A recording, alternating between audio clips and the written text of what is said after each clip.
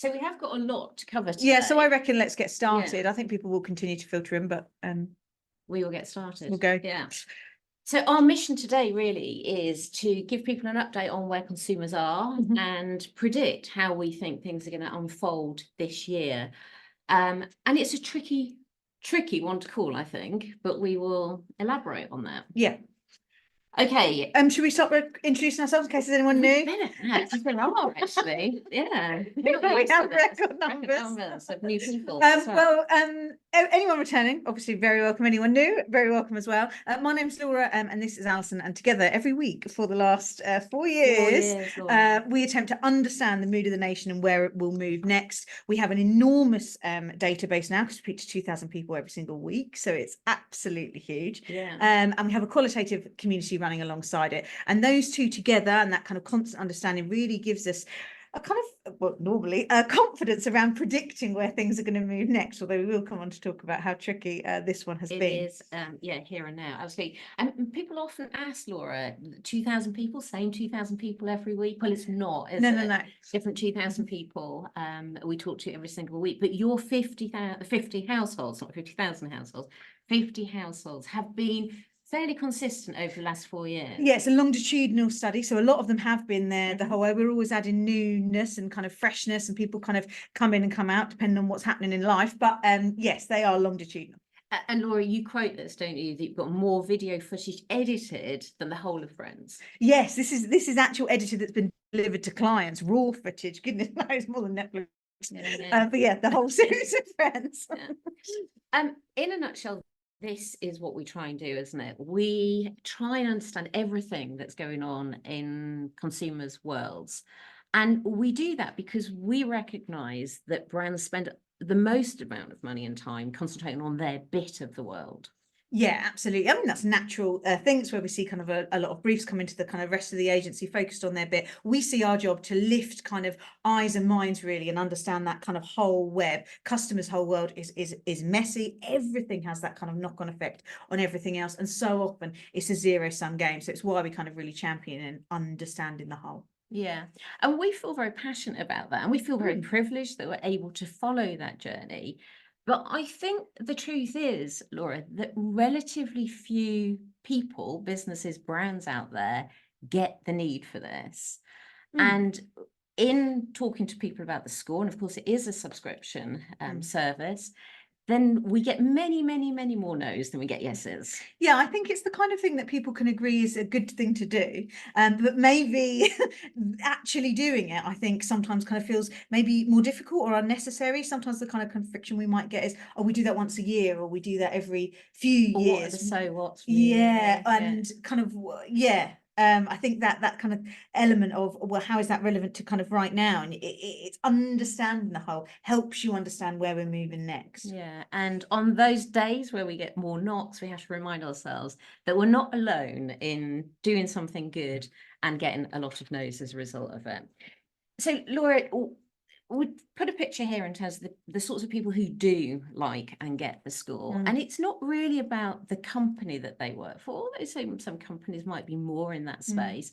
It's much more about an individual perspective. Yeah, absolutely. Our clients would be kind of more at the kind of early adopter end of things. They would have a really kind of quite fresh and kind of challenging perspective on what kind of customer centricity or even kind of customer obsession should look like within a business. They would understand that need to unpick the whole and really kind of look forward with it. And it's only by unpicking the whole that you can see well into the future. Absolutely. So we have got a phenomenal number of slides to get through, and we are going to be quite pacey. So there is no way people are going to be able to screenshot this. No, don't try and screenshot it. Don't try and do that. Don't try and kind of scribble things down. We will be getting in touch after the session so you can get your hands on slides and recording as well.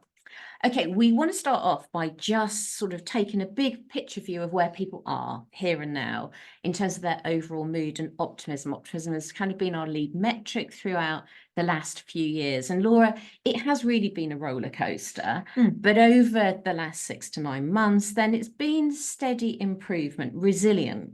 Really, is what we would describe it as here and now. Yeah, absolutely. You can see so much more kind of stability in those numbers towards the end of the last year and into this year than you can in 2022 2022. And I think that is that sort of sensation of it being sort of a bit more solid, as you say, and resilient. We should point out that normal net optimism sits around kind of 45%, so we're still way off that, but this sense of resilience, I think, is important. It is certainly coming through, isn't it? Okay, and so a very big reason for that is around, oh no, someone's saying they can't hear us. Surely more people would have commented. There's hundreds of people listening. Yeah, I think so. I think that might just be somebody's Somebody's own speaker. Yeah. Okay. Yeah, we've got hundreds of people. All right. Well, let us know. Oh, lots of messages now. But anyway, hopefully. Oh, no. Yeah, it's okay. Okay, good. Okay, right, good.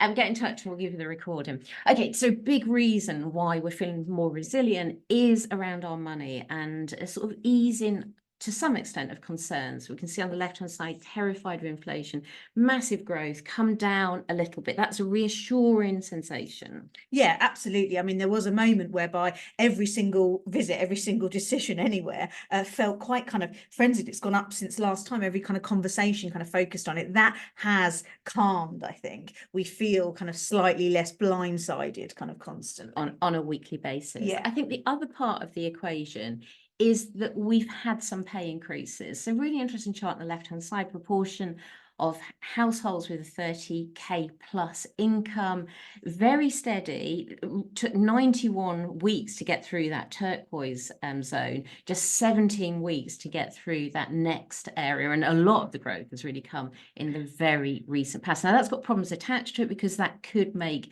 inflation a bit sticky, but at the moment, less worried about inflation and being paid a little bit more. So we're feeling more secure financially. So, Laura, when we first sat down, and of course, this is one of the reasons that people say they don't want to buy the school, because it's sorted now. The cost of living crisis is over. The pandemic's over. It's just upwards and onwards. Do we believe that? It feels challenging to believe that.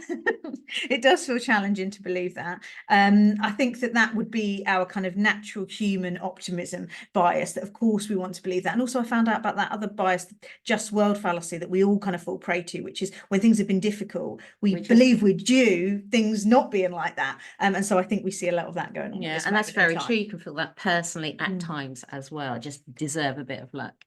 Anyway, honestly, I don't think people really do know where it's going. And we've pulled out some recent articles here from the Financial Times all over the last couple of weeks. And you could read it one day and think it's all up, and on another day think it's all down. So it is a very volatile time. There is no clear picture exactly of what is going to come next. And the truth is, even if we're on the up and we're going to escape a big recession, have a soft landing, as people are talking about, the truth is we've lost a lot of ground over the last few years. And in that ground are, worries, problems, deficits within people. Yeah, absolutely. I think a lot of people would know that they've been sort of swimming against the tide, but just how much ground we've lost, just how low that line goes below the other line. I don't think we do. The average person does have a sort of very big appreciation for that. So we feel a bit kind of knocked and bruised as a result of what's happened. We definitely feel that sensation of loss. Yeah, and it really feels like it is a potentially difficult time for senior execs at the moment, isn't it? Because I think a headline like this grabs attention. In fact, the stock market changed on the back of this information. And it is very easy for them to read it and think everything is fine. 2-year high, that's tremendous. Well, our figures would show a 2-year high as well. If you look at the last data point, you have to go back a couple of years until you get a similar data point. But we can't forget that optimism is still lower. It's resilient, but it's still lower than when Freedom Day happened. And it's also, as you've already pointed out, way off the 45% that it was very steady at in the week, the years leading up to the pandemic. So there is a very big yes, but, isn't there? Yeah, absolutely. So, Laura, we're not poking here. This is naturally going to happen, but this is an example of just how easy it is to see the world through your own lens. So this is an example of the chairman of NatWest, and explain what's going on. Well, yeah, kind of came out quite publicly and talked about that it's kind of not that difficult to get on the housing ladder. And I think that this is where you start to see that kind of disconnect, that dissonance between different boats, different perspectives. Actually, house prices are are the kind of absolute number one concern of younger people, and even in the age bracket below that, they stay kind of really, really, really, really high. And I think hearing that just feels kind of that moment of being kind of totally misunderstood, a kind of bit of a sense of hopelessness. There's not really an alternative path. We are still a kind of nation obsessed with kind of home ownership, and that kind of being a path forward. And so I think this is where we get that difference, where it's very easy to see the world through one lens. Yeah, and of course he's 72, so he's going to see Yeah. the lens, the world in a very, very different way. Okay, so danger time, I think, in terms of not understanding the globe. Now, Laura, it's taken us a lot of time and effort, I think, to work out what we think is going to happen in 2024. And we've been doing this for the last 4 years, and this has felt tougher than ever. Yeah, this year has felt very difficult. I think we've got sort of big moving forces that just feel sort of so contradictory to one another. I think in people's kind of hearts and minds within themselves, they're very focused on themselves, on 2024 being a good year, that I want a win, that things are going to be better with my money, with my house. I want more. We're going to come on and talk about all of that. But that sort of sense of upward trajectory. And then we've kind of got this sense that kind of all around us, almost anywhere we look, these big, complicated, challenging problems still exist, kind of aren't going anywhere, and feel very kind of murky and messy. And so I think almost anywhere you look at it, you've got these two very different things pulling in quite different directions, which has made it very challenging. Made it very difficult. Okay, so we're going to start off by looking at some of the roadblocks, some of the difficult things that we're going to have to navigate over the course of this year. The first thing we're going to talk about is the continued cost of living squeeze. We're going to look at kind of this post-truth world, the impact of technology, and also having to navigate the ways that we've changed our life, and some of them are for good and some of them are less good, but that is a starting point, I think, for where we go in 2024. So first of all, Laura, let's think about money. Now, right-hand chart, first of all, when we ask people about the view of the finances over the coming year, really different reaction now to a year ago. So we think our money is going to be significantly better. But the truth is the left-hand side. Yeah, disposable income takes a very long time to recover to kind of pre-2020 levels. And so you can see this is a big disconnect, isn't it? Just believing our finances are better isn't enough. Like the reality of it really could kind of catch up with us and leave us feeling kind of quite disappointed. Yeah, and the turquoise versus the yellow is virtually no different really this year, as you say. Now, we can see that playing out, that people think their finances are a bit better, they're treating themselves things. We'll come on to look at that in a bit more detail. But the truth is they're kind of getting caught out by this and spending just a little bit more probably than they've actually got. Yeah, absolutely. Because on this list of things where how you could have paid for recent purchases, out of your salary, and we can see that they're paying for things in just kind of more kind of difficult ways, whether that's kind of spread payments, Kalana, those sorts of things. We really saw that peak over back to school and Christmas last year, didn't we? And that is just that sensation again of kind of losing ground, and it just kind of creeping and inching. And I think feeling that control that we worked so hard for last year, moving away so from money us. woes are going to continue to shape, I think, our behaviors in quite significant ways. Okay, I think technology has a massive impact on us. We've seen algorithms and how they affect our behavior. Well, we are beginning to see AI become more mainstream as a consumer thing. So we've been tracking use of ChatGPT or equivalent. It burst onto the scene around May last year. Of course, people had been using it before that, so it immediately had quite a lot of traction. It stayed at that point for a very long time. And now we're seeing some upward momentum on that. Yeah, kind of a real increase in momentum recently. I think this is fascinating, by the way, Alison. You found this. Yeah, so this is the guy who runs Octopus Energy. Laura, he said that they've done some work to understand post-experience satisfaction when they've got an AI dealing with a customer service issue versus a person, and look at the difference. I think it's absolutely staggering to think that, because whenever we have looked at it, you see this kind of stickiness to humans, particularly when we've got a problem, particularly when there's a lot of money at stake, which absolutely kind of energy would sit in that space. So to see that difference is just staggering. I mean, one thing that people really want is someone to kind of listen to them, have patience, kind of say sorry in the right way. And I guess kind of AI can just do that endlessly and consistently. But it is still staggering to see that. Yeah, absolutely. So, and we're seeing a softening of the job market, maybe aligned with this, aren't we? And certainly over the last week or so, a lot of job losses within media. And I think that's one of the first areas really affected by AI. I think the next thing that is going to continue to assert a force is that we are living in a post-trust world. We don't know who to trust. We give an example here of the government, but many other organisations could fit into this territory. This is a year where we're going to see elections happen across the world, and of course, you know, what happens in America, I think is going to be quite influential, and certainly AI is going to weaponize all of that over the coming year. Yeah, I think we're only just kind of starting to learn just how much kind of fakery it can throw out into the world. And so, yeah, you can absolutely see that it will be weaponized. Okay, and then the final thing that we've got to navigate is actually our lives have changed quite a lot over the last few years.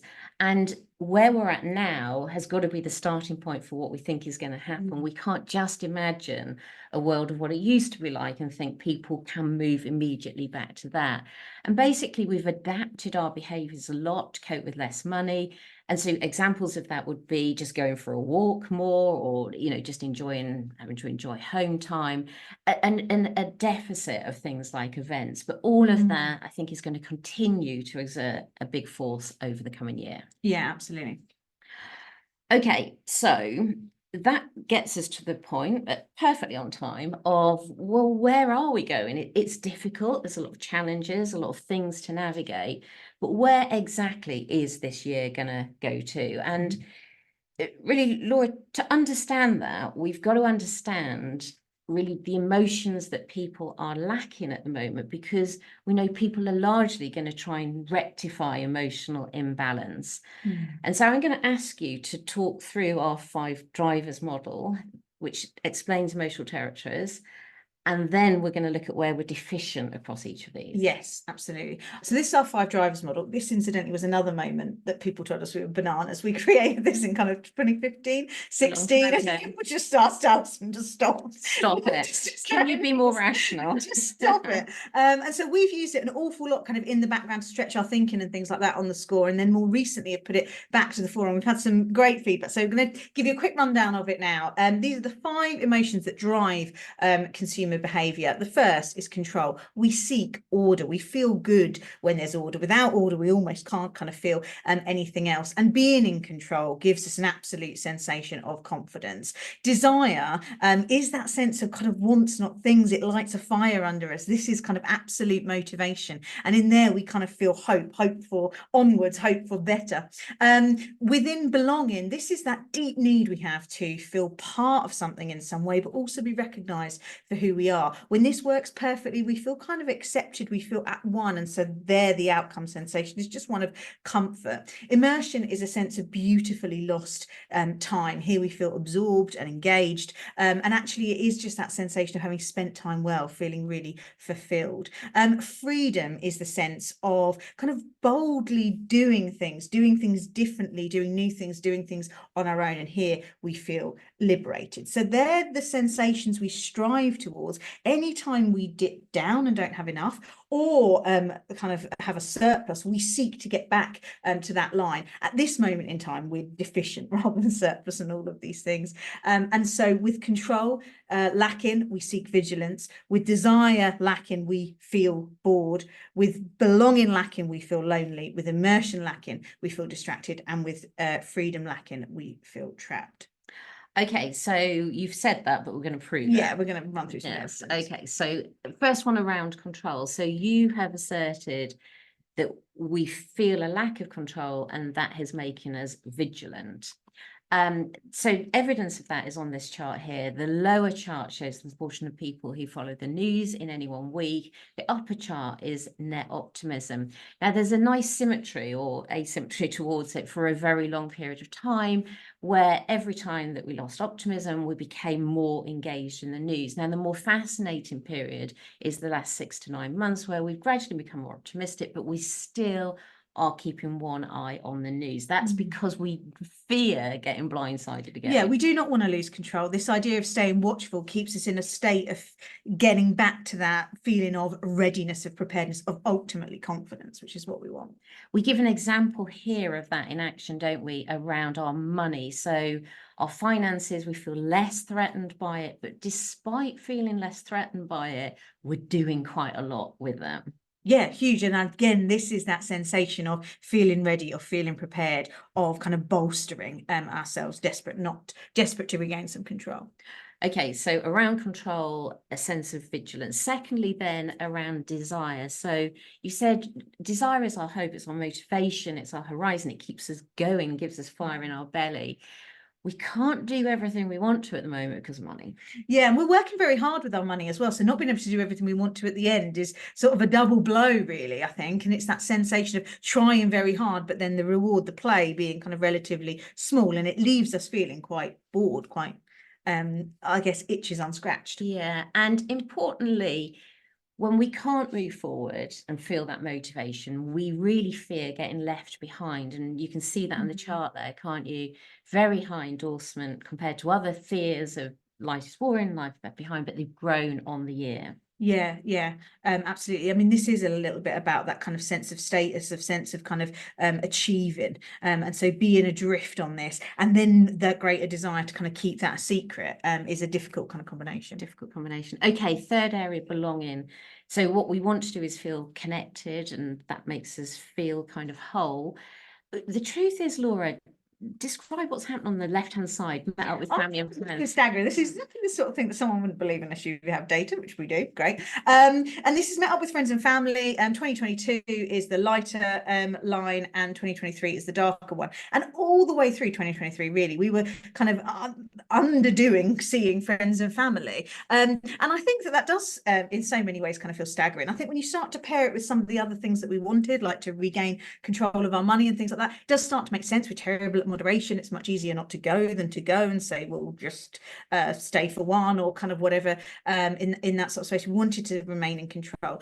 But this is exactly what you talked about, that actions have consequences. And the consequence of this is that we just had fewer interactions with people who are important to us. What's fascinating, Laura, is the tail ends, isn't it? Yeah. The shoulder of those months. Christmas is when we have come together. And so celebration is relatively important in this world. Okay, this is the flip side then. So if we've not done so much together, what have we been doing? And it's basically a lot of digital me time, where we might feel very aligned with other people in this, Yeah, but it's all in a digital way. Yeah, and I think that could be kind of a little bit of the trick, isn't it? You listen to a popular podcast, lots of other people do. In some way, you feel in tune with others. You know, you maybe send memes around, but it's not that same real life kind of absolute antidote to kind of loneliness connection. Okay, so around the fourth area of immersion, this is that sense of flow, being present, really kind of enjoying the moment. And the truth is, we've seen it on the previous chart, a lot of our attention togetherness has been in a digital way. And the sad truth is, as soon as those things are done digitally, we're not completely in control of our world. No, we are sort of prey to the algorithm. And you can see that we almost get lost in a world that's quite dangerous for us. It convinces us that we've got problems, that we shouldn't, that we should cut out certain people, that we desperately need these things. And so we absolutely kind of lose ourselves in that, not in a nice kind of losing myself, but in a sensation of kind of being convinced down a particular path. And as soon as we get that attention deficit, it's very hard to feel calm and present in the moment. Okay, and then the fifth one really is very simple, isn't it? That all of the adaptive behaviors we've done is really about living a smaller life. Of course, there's elements that are very good about that, and that's important to remember. But anything taken to an extreme starts to have dark undercurrents. And the dark undercurrent of this really is feeling trapped. Yeah, I think so. You can really see we're down on kind of holidays, kind of going to an event. They would be moments where we get stimulated, shown fresh things, you know, experience a sense of newness, maybe do things we didn't think we could do. Actually, you don't get that sensation walking around the same park or kind of staying at home. And so, yeah, we are sort of under energized, I guess, in that way that we would like from a sensation of freedom. Okay, so this is the customer's world at the moment. We've got our 5 deficiencies around those emotional territories, and then we've got these big 4 driving forces.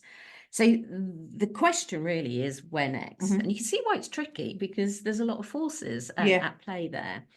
In a kind of an elevated way, these are the numbers to prove your fuzzy chart earlier, aren't they? We've got people being more hopeful for what the next year is going to come, but at the same time believing the world is broken. That is a very, very difficult combination. It's a really challenging combination. One's about on the up and momentum, and the other's about a really kind of difficult sluggishness. Any way you cut it, these two things don't go well together. Absolutely. And in normal times where things are generally improving, you can just go on the tailwind of that, can't you, and improve.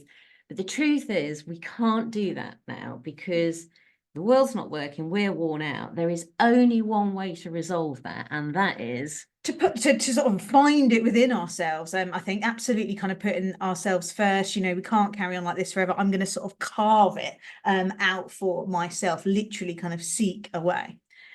Absolutely. And so we have a statement here: you can't pour from an empty cup. And not only have we had very, very high endorsement of that ever since we popped it on the survey, we've got higher endorsement now than we had a year ago. And again, 2,000 people in every single one of those bars. These are significant shifts. Laura, focus on me. That sounds selfish, but I think the way that that's framed, that idea of you can't pour from an empty cup, we are worn out, that gives us this kind of permission to almost fill up first before giving to others. We can't heal others unless we feel kind of somewhat healed ourselves. And I think that is a huge kind of narrative for brands to be playing to. So that is the very simple answer, basically, to where next, isn't it? Yes. It's a world that is about me and me taking control and me at the center of everything that happens, not in a selfish way, but I'm broken, I've lost 4 years of my life, I want that to be put right. Well, that would be easy. We could finish in 25 minutes if that was the case, but the world is not as easy as that. And we're going to now tell the more complicated story around that, the more nuanced story, that's the way. And hopefully it is simple, the other side of complexity, but it is a more nuanced story than the one we just told. So I think the thing to bear in mind, and why we are very confident we've developed very good territories here, is humans are just built to survive. We change our behaviors. We might not even realize we're doing it to cope with things that come along. Our gut eventually makes us have cognitive errors, yes, but generally kind of puts us on a path to survival. So like our yachtsman here. Well, I didn't realise, Alison, you were such a good sailor until we did Hello 2024. I don't feel at all qualified to talk about this. This stage of my life when I was a good sailor was 30 years ago. Anyway, yes, when you fall over like that, you can self-correct, and some boats have ballast that means you never fall over like that. And I do think that's what humans do, and we've seen it with those adaptive behaviours. So we're going to predict now, aren't we? The things we're going to be drawn to. We are. So you've described 5 drivers at the top. And as you quite rightly say, almost 10 years ago, a lot of clients said, go, Alison, not interested in that. Well, we've complicated it and we've made it 5 by 5. And we found gold dust at the intersection of these things. And these create 25 feelings that we may or may not be drawn to. Yes, there's all in moments we're drawn to all of them, aren't we? We've seen these kind of come and go throughout the years when we've had other kind of prediction moments. But essentially, we come together, these gold dust kind of sensations, and we can start to understand which of those rectangles is kind of lighting up at this moment in time. And we've got 2 big ways in which we do it. One is we sort of describe the anticipatory self of it. So they're implicit. They never get shown mastery or longing or anything like that. And they get kind of a description of what that might promise them. So that's one way. And another way is that we test kind of collages of what these might look like, which is much more the kind of more experiencing self, the person who's actually doing it, rather than has achieved or is anticipating achieving it. And interestingly, when we look at the next chart here, I think it shows the descriptions, the anticipation self, played off against people's response to the experience itself. And there's absolutely no correlation. No. But again, this is why humans are so complicated, isn't it? Because we might want something and hope for something, but frankly, when you see it played out, you think, oh, that's hard Well, work. yeah, exactly. I mean, there are moments where the two do come together, that top right-hand box where we want it and actually the experience of it looks quite good. There are things below, like you were just talking about, where, you know, we'd really quite like it, but oh my goodness, that looks a kind of long way to get there. So we get these kind of different kind of frictions, which I think is an interesting challenge for kind of brands to solve. Anyway, we're not going to go to that in enormous No. amount of detail today, but we're going to elevate a level and say, basically, by doing all of that testing, our anticipating self versus my experiencing self, we can identify hot territories on this chart here. And what we've done is kind of merge some of these to say, well, I think they could belong together, and we're going to present evidence of people sort of moving towards those sorts of feelings and going to find them very attractive over the course of this year. So the elevated view is this. Now, if anyone came to the end of last year, we were already playing around with it, but we've developed it a lot and we've tested it much more quantitatively, because back when we looked at it in October, November last year, it was our kind of hypothesis, wasn't it? But this now has got rigorous training, research behind it, and some of them are slightly nuanced in terms of where they sit, incidentally, on this matrix as well. So I think we were right on the kind of territory, but a little bit wrong in terms of the underlying sensations. Yeah. Okay, so we're going to look at each of those. We've got exactly half an hour to do that. Brilliant. But we've got another test of these, haven't we? And that is the test of TikTok. Now, if we look at the use of TikTok on the left-hand side, Laura. Yeah, I mean, phenomenal. So sticky. Yeah. Really, really, really sticky. We keep seeing that. So if you were to play that up against other forms of social media, they're not on anywhere near the kind of same trajectory. It has this kind of sensation of a huge kind of community, real kind of lots of kind of creators, lots of kind of duetting. It's talked about having kind of one of the best algorithms that there is. Yeah, incredible. Yeah. And what we've observed actually is TikTok, which is just like a perfect forum really for implicit testing, absolutely nails these territories. Yeah, it completely does. And I think that is almost the kind of the test. You've got all of these people using this kind of platform, all this kind of amazing kind of homespun kind of videos and things like that. The things that rise to the top are going to be hitting these top hot buttons, and TikTok hits every single one of them. So absolutely. Yeah. Okay, so let's walk through what we believe are hot territories. And incidentally, Laura, I don't think this is just for 2024. These are potentially way beyond 2024 as well. So the first one we've called self-sovereignty. This is born out of a desire for control. The world has gone mad. I can't trust anybody. You know what I've got to do? I've just got to take things in my own control. But also with maybe work taking on a different force as well, there is a desire to be good at other things, I think, beyond what happens sort of 9 to 5. So we don't want to be blindsided. An important thing here is if we say mastery and motivation are hallmarks of this, we've got a conflict there, haven't we, in terms of that anticipating self and the experience itself. Yes, I think this looks very, very good to have achieved it. I think in the moment of actually having to do it, particularly that kind of mastery angle, that looks like a lot of sacrifice, a lot of hard work, a lot of dedication, and possibly a lot of time as well. So it does sit in that kind of interesting space of being kind of highly sought after, but the journey to get there looking challenging. Now, the interesting thing here is weight management would very much sit in a territory of us wanting mastery of, isn't it? We all know that it's good to be a healthy weight. We all know it's one of the most difficult things to keep on, keep track of. And so we think that this drug is going to be phenomenal over the next year or several years. We look on Google searches on the left-hand side. Yeah. I mean, enormous kind of in the States. This is one of those things we tested it amongst our kind of base. And this is almost one of the things that people can't quite see yet for themselves, but we can really see it hits on an absolute hot button. It's really kind of soaring across the US. And it does give us that mastery on something that has been so elusive and so hard.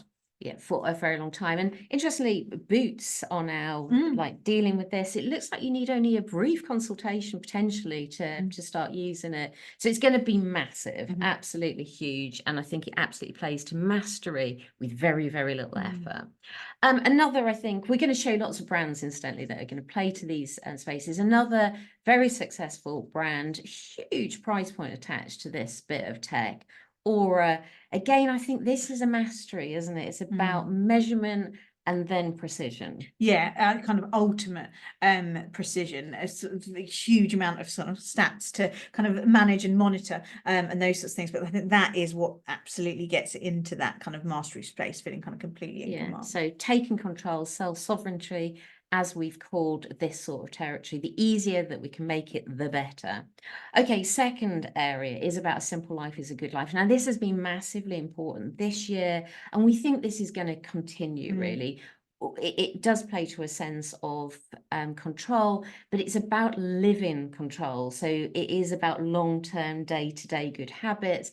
And basically, according to the chart, Laura, it's going to help us go fast and slow. Yeah, this is kind of retaining the kind of best parts of what we have and tipping in a bit more kind of freshness and newness. This is about kind of living well. It's kind of way beyond survival, isn't it? Yeah, and here I think very much this is about that cup, isn't it? And replenishing it and sorting ourselves out. Yeah, this is absolutely about kind of our circle of influence, every kind of day habits, kind of routines, how we can just live day to day that is going to keep us kind of feeling good and able to live that kind of life that is just that little bit kind of more stretched. Yeah. And interesting, Laura, in a world where new brands capture so much attention, this is a territory I think that old brands can really play to. We've given an example of M&S here. It's had its best year in a very, very long time. And in many ways, they've just gone back to basics. They've done what people always wanted them to do, to sort of stand for good quality kind of basics. Yeah, that sense of a really kind of happy reliability, I think, sits the kind of part of this, and you can really see that within M&S at the moment. So I think that is interesting, isn't it? Such a hot territory and yet such a kind of established brand, and it is very rich territory for a lot of established brands. You've pulled out Woolworths that you think could play very nicely here. While we were creating this was in the press around the CEO sort of rumouring about should we be in Britain, and it's got huge brand recognition, etc. But just thought it was very kind of interesting because again, this is that sensation of it's predictability, it's routine, but there is kind of absolute kind of happiness and kind of warmth at the heart of it. It is absolutely that kind of living well kind of territory. Places like Home Bargains, B&M would play in that space. Completely. Potentially there's not room for another one, but it's interesting, isn't it, that that's come back. You give another example here of a financial planning app. Yeah, I mean, this is more kind of centered in the new space, but I think this is just that sensation of kind of routines that get established, but also feel good. There is a sense of the good life right at the heart of this. This is Clio. It's a financial planning app. It particularly seems aimed at lower incomes and gig workers. They actually employ comedians to make the app kind of very engaging. That idea of kind of regular habits not having to be dull, and so I thought that played really well to this kind of territory. Okay, so we're kind of moving out of the primary control territory and moving into this desire territory. So all of these two that we're going to look at, these are the antidote to boredom, really, aren't they? And so one is Thrifty Thrills. Laura, describe the chart on the left-hand side, because I think this is very important. Yes, very interesting. So the bars are, I should be saving, but can't help treating. And the line is, I'm terrified about my finances. We had a period all the way through 2021 and into 2022 where they were kind of going up in tandem. We kind of felt an element of watchfulness, but we also kind of couldn't quite resist. Then we enter this kind of turquoise zone in the middle, whereby actually our fears become so much that we do really hold off on some of those treats. We're kind of worried enough to act. We're now in this difficult territory of actually fears kind of sustaining, but us treating that little bit more. We just deserve it. We're just kind of leaning into it that little bit more. That would kind of coincide with that data we showed earlier around kind of moving into a bit more Klarna and credit cards and all those things. And it's just kind of that sensation of creeping. And so you can see here the sensations that we're really wanting is a little bit of reward and a bit of longing, that motivation, a little bit of thrill, but Thrifty Thrills, like it's small because money fundamentally is our problem. And Laura, we're just programmed to find this, aren't we? So it was takeaways, it was then food to go. And now it's food to go in a supermarket. Yeah, we want to scratch the itch, don't we? And so we just increasingly find, in this instance, more kind of affordable routes in which to do it. To do it. But it's all pick me up. It all sits in that small reward, little lift, kind of perk the day up a little bit. That's absolutely the Would this be the sort of lipstick effect, do you think, that people talk about of, you know, other recessions? Yeah. You'd give a makeup brand here. I have, yeah. I really think so. I think here we see things that give us a kind of, it's a little kind of taster. It's a little almost kind of like vote for ourselves, a little kind of pick me up. I've picked out Elf. I think there are a lot in this kind of beauty space, but they offer kind of dupes of very iconic brands at an absolute stip of the price, like sort of around 80% less. So they come in at kind of quite low price points. They've got a huge kind of following on TikTok, really kind of different sort of use of it. They copy everything down to like the packaging and things like that. It really could almost be Charlotte Tilbury in terms of the one that you use and all of those sorts of things. So I think there's lots that play here, but yes. Play in that space. Okay, so that's the first one, Thrifty Thrills, the desire for a kind of a pick-me-up, if you like. The next one we called Snip of Superlux. Now again, it's the snip, it's the price consideration there, the amount of money we're going to have.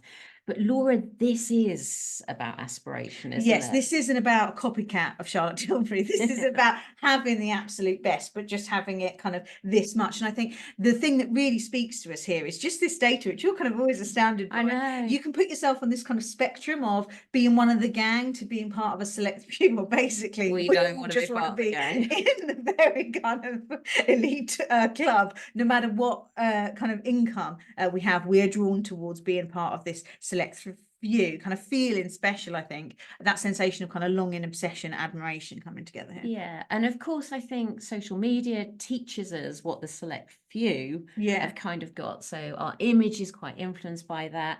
You've given a brand here that very much plays to that. Yeah, I think that this is exactly the sort of thing where you spend kind of a lot of money on one thing and you're smart and you're wearing it literally kind of all the time. This promises almost kind of like Hollywood style results. It sits at an expensive price point, but relative to other possible kind of procedures and things like that, it's kind of not. It's still affordable. And we pull out Vinted as well. So yeah, use of secondhand grown a lot over the last few years. And here a brand that's taken a really kind of desire-led take on it. Yeah, I think this is the thrill of the chase kind of sensation, isn't it? I think it has got a lot of desire tipped in, because you can buy kind of incredible pieces. It has a huge selection of kind of designer goods. They can be kind of properly authenticated by experts and things like that. So this is absolutely a way to have the absolute best at the snip. Okay, so that's in the desire space. We've had Thrifty Thrills, a lower price point, a little tree, and then we've had a Snip of Superlux.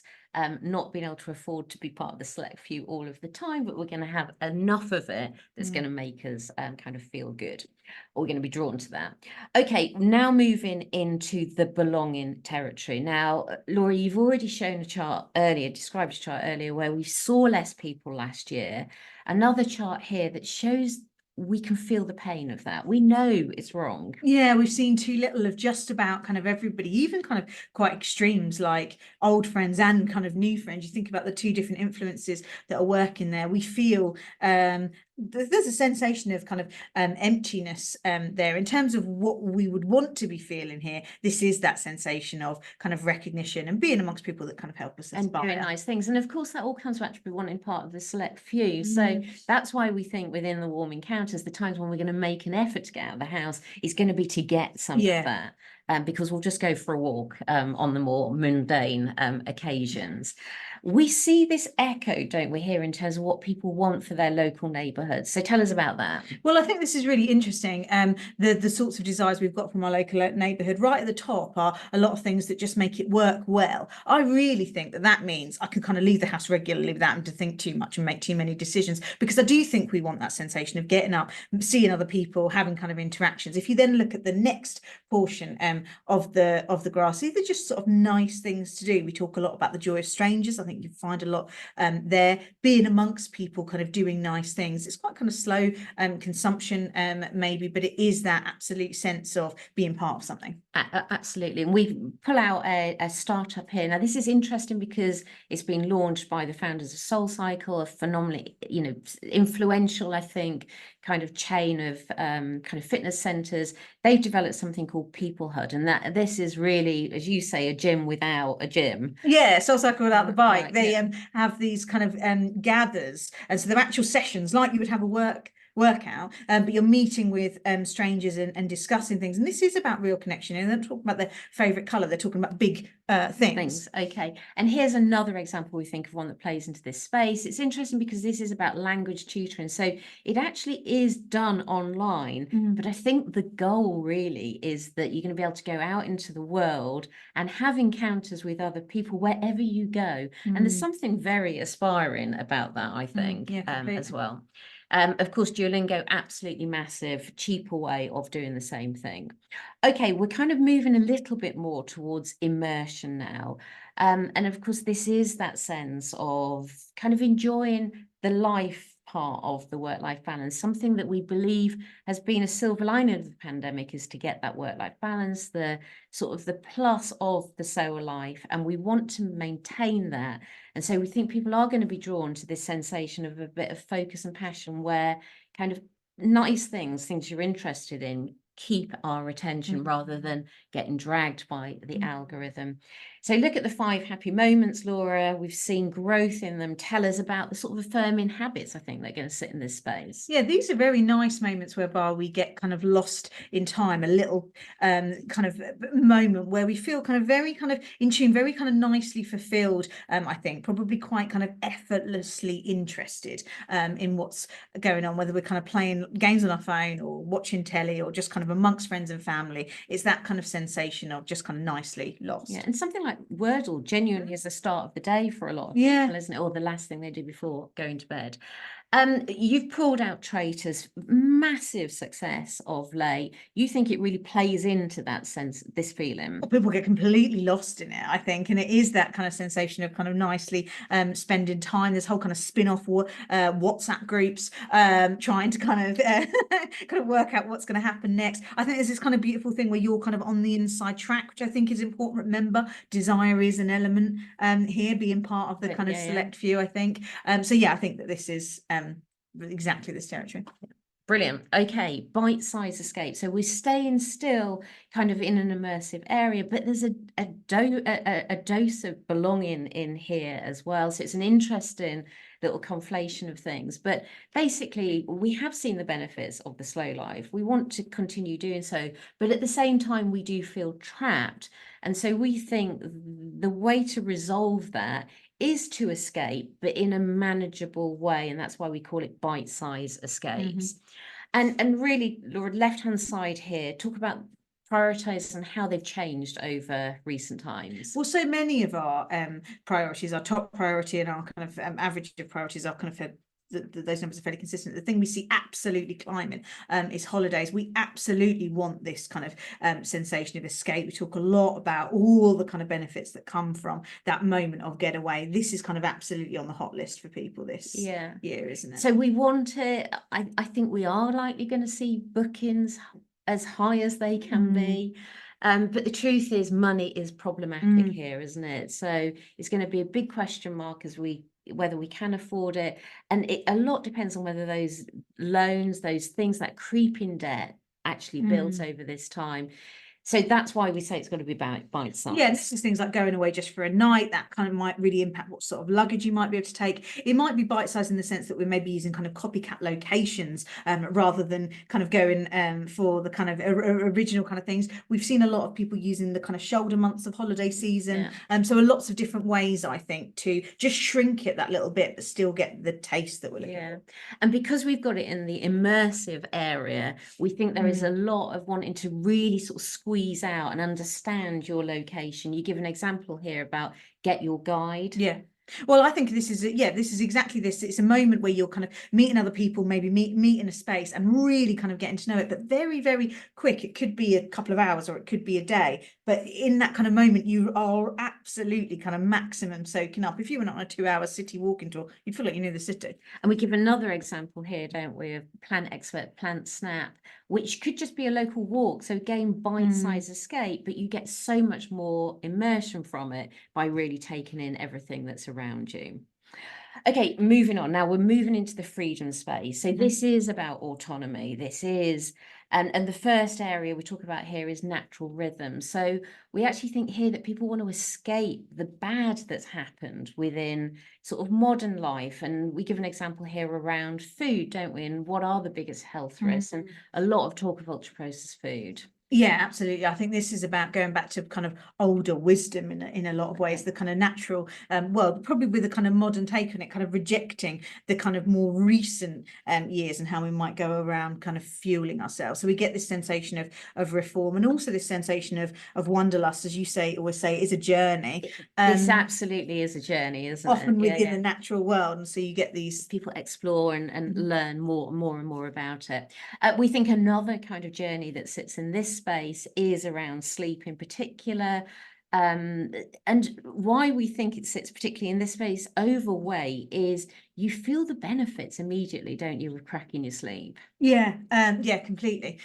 This is feeling good kind of this week, kind of tomorrow, and that kind of thing. The obsession with this, we can't underestimate how much this kind of comes up in the world of the school, and how obsessed we are with our sleep. Absolutely.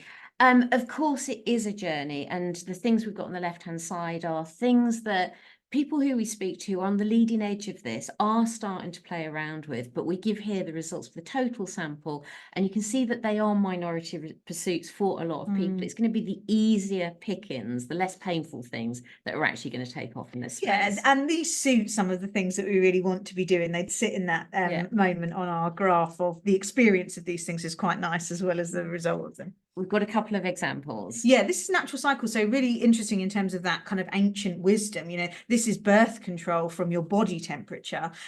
So you take your temperature every morning. Over time, it starts to understand you, and it gives you an indicator of your fertility. This can help kind of prevent pregnancy or plan for it, depending on kind of where you're coming from there. But absolutely, there's no hormones involved. This is just really understanding your body. Yeah, and athletic greens would be a good example in this space as well. Nutrition is perfectly balanced, but absolutely everything is from a kind of natural ingredient. So nothing synthetic within it. Okay, final freedom space. This is the ultimate. It is unlimited. This is saying we can't return in a contemporary way to something that used to work. This is about the only way forward is to break the mold. The thing is so broken. And it's really born of the fact that pace of change is phenomenal and nothing is quite working as it should be. We think this particularly affects young people, trying to find new models to live, and we think there'll be a lot of traction around home ownership in this space. And Adam Newman, founder of WeWork, has just created Flow. Yes, so this is an opportunity for renters to actually gain equity within their home. So it's that kind of first step on the housing ladder. So really kind of unlocking that aspiration by doing things very differently. And I'm sure it's very beautiful if it's anything to do with him as well. We've got cul-de-sac as well. Yeah, this isn't necessarily about getting on the property ladder, but this is about kind of walking cities. This current the first one is in Arizona, and it's essentially really beautiful kind of car-free space where you have so much of a lot of the other territories that we talked about, but a really kind of different way to live. Okay, and then we've got the final one now, Brighter Tomorrows. If anyone's listened to us in the past, we've talked about as we thought this would be an interesting space. Turns out it's not. We've tested it in so many different ways. We want it to be, because we want there to believe there is a vision of the future, and hopefully at some point we will be ready for this. But I think the truth is here and now, Laura, we live in a world where people think it's broken. We are very happy to create a longer to-do list for the government, but really for ourselves, it is back to we want ourselves at the heart of this world. Yeah, I think this is one of the hot ones. We'd rather we could just close our eyes and someone will do it for us. We absolutely want to put ourselves first. Yeah, and incidentally, I think that is why Keir Starmer keeps talking about the sort of dull stuff, isn't it? Because maybe they've tested that they can't take a leap just into a whole new world. Anyway, we have rattled through that. So in excellent time. Brilliant time. Just going to finish off a couple of minutes going back to the score and what it does. So I put that picture into ChatGPT. Yeah, I'll picture here. You put it into ChatGPT and said, you know, why should someone buy it? On the basis that we often find it very difficult to convince people that this sort of stuff is going to be useful in their world. Well, yeah, I think it absolutely boils it down to like competitive advantage of understanding the kind of breadth of consumer sentiment, where it's holistically and where it will move next. And I think the fact that it is in between consumer communities, which might be quite kind of maybe inward looking, and trends agents, which might be kind of way further out. This is helping navigate the messy middle, which has never been messier in a way. Yeah, absolutely. And I guess because we've been doing this for a long time and we're quite entrepreneurial by nature, we hope our our insights have got kind of immediate commercial gains for companies.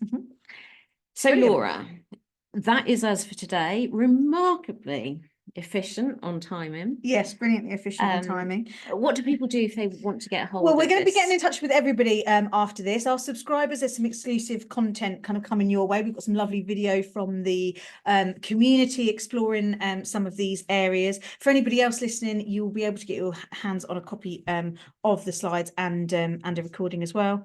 And we'd love to hear what you think as well. Tell us what you think. And of course, if you can't subscribe to the school, we know everyone can't, then at least like our posts when you see them around. Yeah, that would be brilliant. Great. Okay, very good. Well, thank you very much, everybody. Have a good day. Excellent. See you all soon. See you soon.